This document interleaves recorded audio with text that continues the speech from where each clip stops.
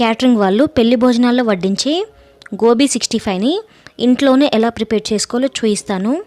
ఈ వీడియోని ఫాలో అయ్యి గోబీ 65ని ప్రిపేర్ చేస్తే కనుక బయట హోటల్లో ఎలాగైతే క్రిస్పీగా ఉంటాయో అలాగే పర్ఫెక్ట్గా ప్రిపేర్ చేసుకోవచ్చు. ఈ గోబీ 65ని ఎక్కువగా సైడ్ డిషెస్ కింద ప్రిపేర్ చేస్తుంటారు. రసం, సాంబార్ అలాగే పప్పుతో చాలా బాగుంటాయి.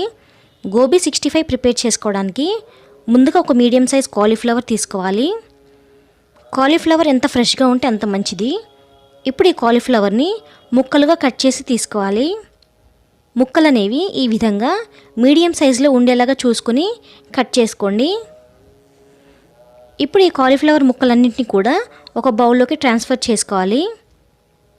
తర్వాత కాలీఫ్లవర్ ముక్కలు మునిగేలాగా బాగా వేడిగా ఉన్న వాటర్ని యాడ్ చేసుకొని ఇందులోనే 1 టీ స్పూన్ ఉప్పుని అలాగే 1/4 టీ స్పూన్ పసుపుని కూడా